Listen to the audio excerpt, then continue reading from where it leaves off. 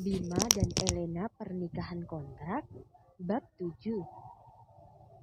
Seperti biasa, Bima pagi ini sudah rapi dengan setelan jas berwarna biru dengan motif garis-garis yang melekat sempurna di tubuh atletisnya yang tinggi.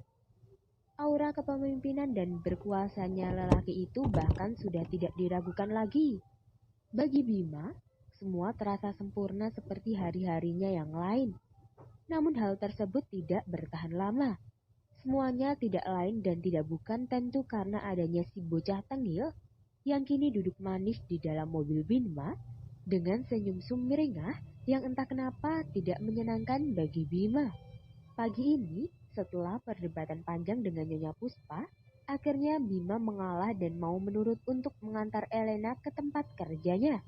Dengan wajah ditekuk, Bima hanya diam saat gadis itu masuk ke dalam mobilnya dan duduk di kursi belakang. Hei bocah, ngapain duduk di belakang? Bima menengok ke belakang dengan kesal melihat El ternyata malah duduk di kursi penumpang mobilnya. Terus mau duduk di mana lagi? Masa di dalam bagasi? Kalau di depan samping Pak Bima juga mustahil kan? Ntar saya dilahap manusia kutub lagi. Elena bergidik ngeri yang membuat Bima benar-benar kesal. Tenang saja, saya belum pernah makan orang. Sekarang pindah ke depan. Loh, Bapak serius nyuruh saya di depan? Bukannya Bapak ada sensi ya sama saya?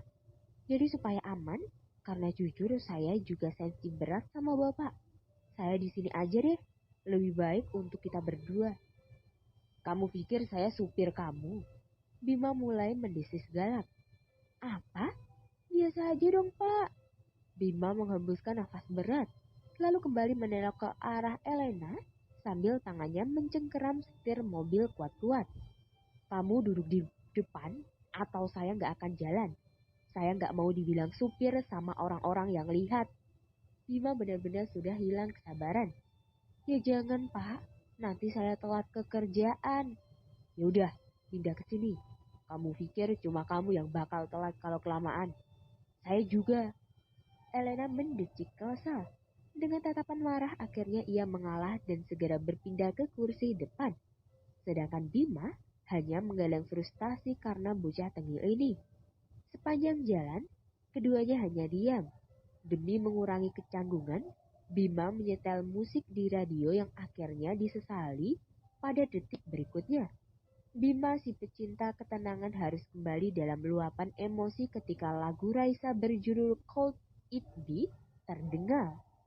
Bukan karena Bima tidak suka Raisa atau membenci suara penyanyi cantik tersebut. Itu karena bocah tengil di sampingnya ikut bernyanyi dengan keras sambil berjoget-joget kecil mengikuti alunan musik. Dengan cepat Bima kembali mematikan radio mobilnya. Loh, kok dimatiin sih? Protes Elena. Siapa suruh kamu ribut? Saya kan cuma ikut nyanyi lagunya aja, Pak. Itu lagu favorit saya tahu. Elena mengerucutkan bibirnya sambil menggerutu kesal. Suara kamu itu cempreng, kayak kaleng rombeng. Tahu nggak? Indera pendengaran saya jadi terganggu gara-gara suara kamu. Kalau gendang telinga saya pecah, kamu mau tanggung jawab? Terserah Bapak saja. Saya malas berdebat. Bilang saja Bapak emang pelit. Elena masih kesal dan mau tidak mau membuang pandangannya keluar jendela mobil.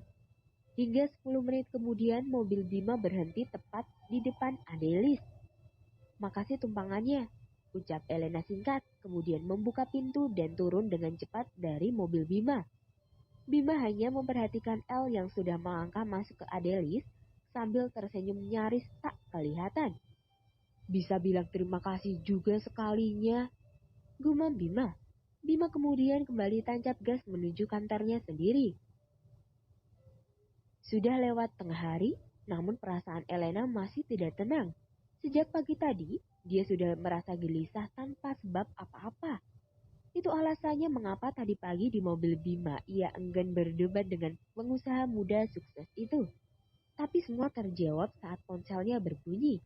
Elena mendapatkan kabar dari rumah sakit bahwa kondisi Elio tiba-tiba saja menurun dan sekarang sedang dalam masa kritis. Dengan cepat Elena meraih tasnya dan berlari memanggil taksi sambil berderai air mata.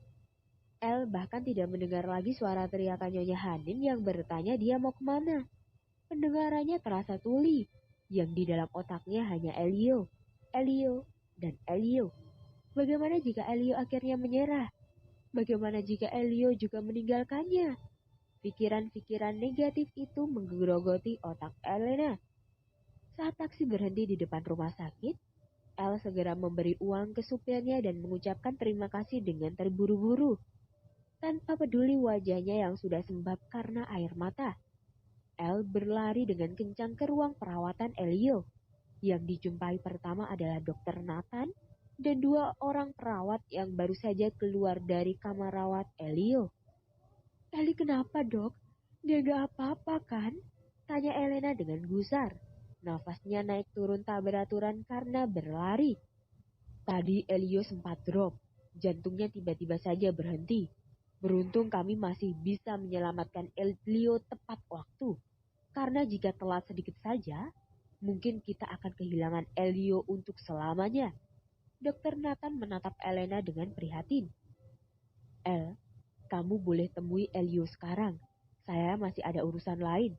Kamu yang kuat ya." Dokter Nathan mengusap bahu Elena pelan lalu bergegas pergi. Elena menatap punggung Dokter Nathan yang mulai menjauhinya. Beberapa saat kemudian tubuhnya mulai merosot ke lantai. Rasanya lutut Elena melemas. Hampir saja Elena kehilangan Elio. Rasa takut, lega, kemudian takut lagi bergantian memasuki rongga dadanya. Elena menangis sejadi-jadinya sambil menenggelamkan wajahnya di antara lututnya yang ditekuk sebelum bangkit kembali dan masuk ke kamar rawat Elio. "Eli, aku pikir akan kehilangan kamu juga. Mama papa kita udah pergi. Keluarga besar kita juga gak mau ngurusin kita. Yang aku punya sekarang cuma kamu. Bisa gak kamu jangan bikin aku khawatir? Aku juga bisa mati kalau kamu pergi." Tangis Elena putus asa. Dia tak peduli lagi bagaimana bentuk wajahnya sekarang. Bahkan ingus yang keluar pun cuma diusap sekenanya. Handphone Elena kembali berdering. Elena segera menyeka air matanya dan beringsut agak menjauh dari Elio. "El, kamu kemana? Tadi kamu kok pergi sambil nangis?" Nyonya Hanin terdengar khawatir dari seberang telepon. "Maafin El, Bu. Tadi El buru-buru harus ke rumah sakit." "Kamu sakit, El? Kenapa gak bilang?" Elena tersenyum kecil mendengar Nyonya Hanin yang mengkhawatirkan dirinya, lalu menggeleng sambil memandang keluar kaca jendela. "Bukan El, Bu," singkat Elena. "Terus siapa, El?" "Saudara kembar Elena, Bu. Elio." "Astaga, kamu ternyata kembar, El?" "Iya, Bu. El gak pernah bilang ya." El kembali tersenyum. "Jadi gimana kembaran kamu? Dia gak apa-apa?" "Sudah membaik, Bu. Tadi sempat kritis. Cuma sekarang syukur sudah stabil lagi." "Kalau gitu kamu di rumah sakit saja, El. Kamu gak usah balik ke toko lagi ya. Anak-anak yang lain juga pasti gak keberatan kok. Nanti ibu yang bilang sama mereka." "Terima kasih banyak, Bu. El banyak berhutang budi sama Bu Hanin." Panggilan telepon akhirnya terputus. Elena menatap layar ponselnya, ada notifikasi pesan masuk. Dengan penasaran, El membuka pesannya dan sedikit tersenyum lebar saat melihat siapa yang mengirim pesan itu. Putri akhirnya datang. Pukul 8 malam, Elena kembali ke rumahnya. Perasaannya hari ini benar-benar lelah. Dan difikirkan sekarang hanya ingin beristirahat memejamkan matanya di tempat tidur. Namun, hal itu sepertinya harus ditunda dulu. Baru saja dia membuka pintu, suara teriakan beberapa orang mengagetkannya. "Kejutan!" Suara serempak Nadia, Diva, dan Putri terdengar. Bukan senang, El justru menangis kembali dan menghampiri memeluk Putri. Kok nangis? Dia suka ya aku balik." "Tenang aja, El. Aku bawa beras banyak dari kampung. Jadi kamu gak akan banyak pengeluaran buat kasih aku makan ya. Jadi jangan sedih." Putri mengusap pelan punggung Elena dengan sayang. Elena sontak tertawa lalu melepas pelukannya dari Putri. Put, aku kira otak kamu udah agak lumayan abis dari kampung. Tapi ternyata masih sama saja, ujar Elena menyeka air matanya. Maksudnya apa? Apa aku salah lagi ya? Tanya Putri polos. El sedih bukan karena itu, Put. Nadia menyahut sambil memutar bola matanya jengah. Terus kenapa? Putri terdiam sebentar lalu kembali berkata. Atau El belum makan makanya sedih? Kalau karena itu, El gak usah nangis lagi. Soalnya Putri udah masak buat El. Elena kembali terkekeh kecil. Inilah Putri, salah satu sahabat El yang paling El sukai. Selain sikapnya yang polos, Putri juga sosok yang suka menghibur dengan tingkahnya yang terkadang lambat menangkap situasi dan kurang peka. Namun bisa membuat El cukup terhibur dan melupakan masalah hidupnya sejenak. Jangan tanya bagaimana ketiga sahabatnya itu bisa masuk. Jawabannya adalah karena Putri punya kunci cadangan, kunci rumah El. Karena sudah setahun belakangan Putri tinggal di rumah Elena. Daripada uangnya habis untuk sewa kosan, lebih baik ditabung dan tinggal di rumah El saja yang memang cuma sendirian. Duduk dulu yuk El. Diva menuntun Elena duduk di sofa diikuti Nadia dan Putri. Elio gimana? Nadia bertanya dengan tatapan khawatir. Tadi kata dokter, Elio tiba-tiba saja drop. Jantungnya berhenti berdetak. Telat sedikit saja, Elio bisa... Belum selesai kalimat Elena, dia sudah lebih dulu kembali menangis. Dengan sigap Diva memeluk Elena dan menenangkan sahabatnya itu.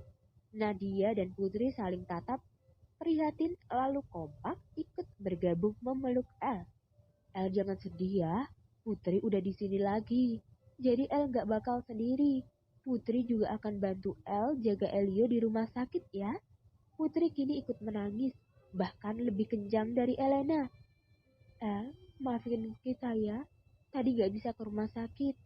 Tadi kita dapet shift siang, jadi gak sempat nyusul kamu.